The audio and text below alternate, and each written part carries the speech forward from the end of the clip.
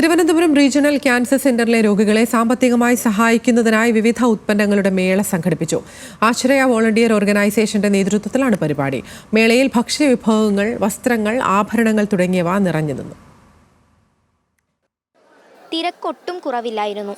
ഓരോ സ്റ്റാളുകളിലും ആൾക്കാർ തിങ്ങി നിന്നു.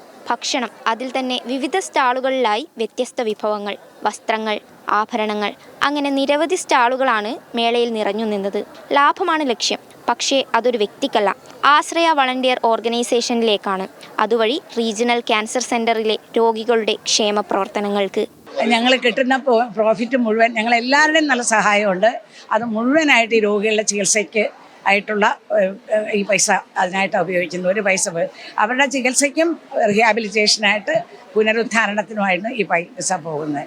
28 വർഷമായി ആശ്രയ വളണ്ടിയർ ഓർഗനൈസേഷൻ ക്യാൻസർ രോഗികൾക്കായുള്ള സേവന രംഗത്തുണ്ട്. പാലിയേറ്റീവിന്റെ പ്രവർത്തനങ്ങളിലും ഭാഗമാണ് ഈ ഓർഗനൈസേഷൻ.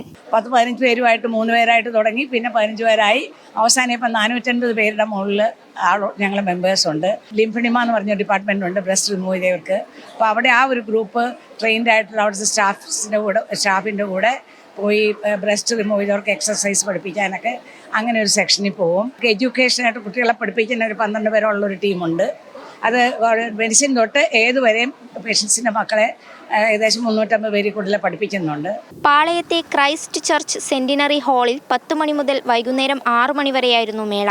വിജയൻ IPS പരിപാടി ഉദ്ഘാടനം ചെയ്തു. ന്യൂസ് മലയാളം, തിരുവനന്തപുരം.